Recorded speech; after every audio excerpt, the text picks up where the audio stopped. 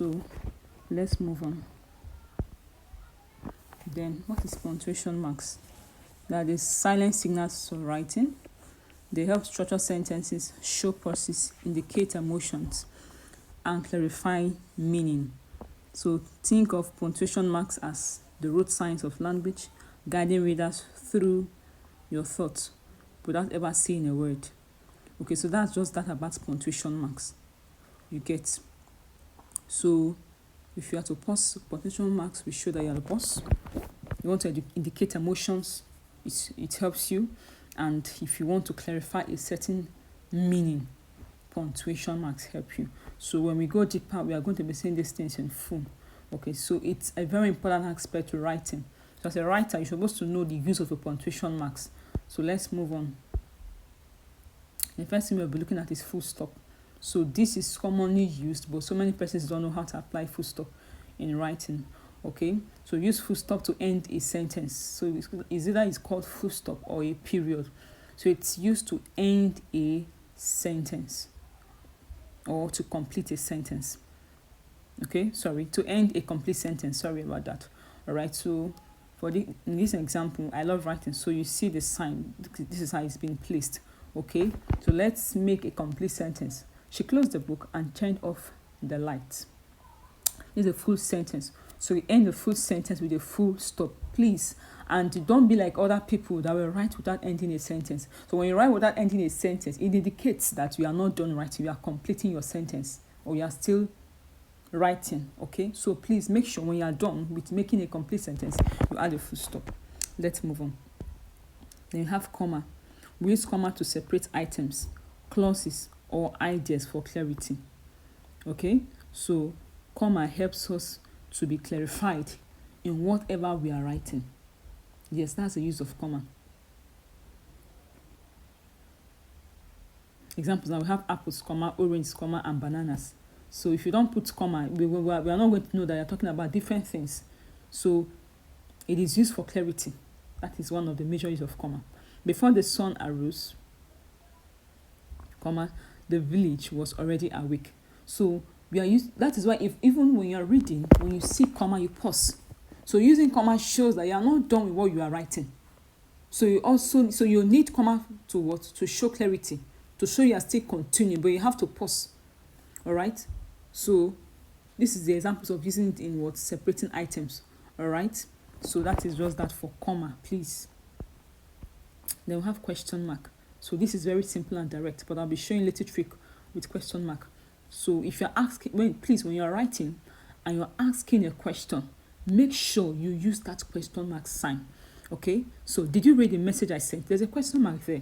So don't just assume that your writer knows there's a question you're asking. No, that's not professional. And a professional writer, using question mark, it must show that when you're asking a question, you must put a question mark. Okay, so I see mistakes as this. Let's move on. For example now, what is your name? Some people will put 3 question marks. Why? It's wrong. It is grammatically wrong. 1 is enough. Okay? Why the 3 question mark? So 1 is okay. What is your name? 1 question mark. And okay, let me show you something again. So when we say, what is your name? They'll put question mark and they'll add a full stop. This when you're using a question mark, do not add or put a full stop. Very essential. When you're writing with a question mark, a full stop is not required. Put your question mark and you are done. Okay, so that is that for question mark. Then we have the exclamation mark. It is used to show what? Feelings or surprise, intense feelings or surprise. That's the use of an exclamation mark, and this is the sign there, please. So watch out. Sentence. This was an incredible what? Performance. So it is used to what? Show feelings or surprise. So if you have any feeling, if you are sad, you are happy, you are moody, and you want to write that your expression, you want to put it into writing, please add a question, an exclamation mark, sorry. All right, watch out. That's a surprise. You don't know, someone's asking to watch out. You understand? So it's used to show feelings. Wherever you are writing with feelings, you are happy, you are sad, you are moody, please, an exclamation mark is necessary, very necessary. Then we have a colon. It is used to separate a list, quote, or explanation. So some persons don't know how to use this colon. So when you want to write a list, for example, okay, let's move on. Or a quote, you want to quote somebody. if for example you want to quote somebody, please, your quotation, your colon should be there before you start quoting the person, okay? Or you want to explain something, you understand? So example, notes. I say now, bring your what? ID card. Sentence, she had one rule, never give up. Are you seeing now? So you need to introduce a list, or you can say the following people that came to school are colon Emeka, Mary, John. That's to separate a list. Then quotes. I've told you, you want to quote somebody. Look at what this person said. This person was trying to quote what this person is saying. She had one rule, never give up. You understand? Or you want to fully explain something, you can still use a colon. Then semicolon. Add a little bit of, okay.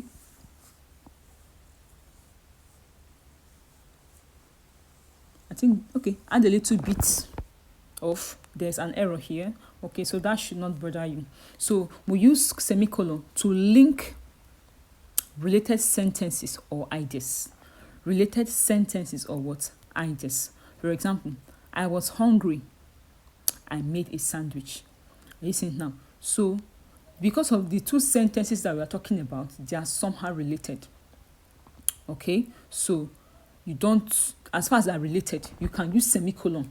So we use semicolon in the absence of that conjunction and. You understand? So I was hungry and I made a sandwich is correct. But for you not to be using and you spice up your writing, okay? I was hungry, semicolon, I made a sandwich. Are you using that? And now can go here, but you're not using and. Which this is also to show that we understand our punctuation marks better. Okay? The rain stopped. The sun appeared quickly after. Are you seeing? We can still say the rain stopped and the sun appeared quickly after. But we just deploy the use of our colon. All right? So any question you can still ask me. So this is your assignment. So you make sure you do it and submit it at the end of your training or at the end of you watching what I've explained. Okay? So please write 2 sentences for every punctuation mark, making sure the marks are visibly included according to the lessons so far. Okay? So we come to the end of this training. Okay? So congratulations to you.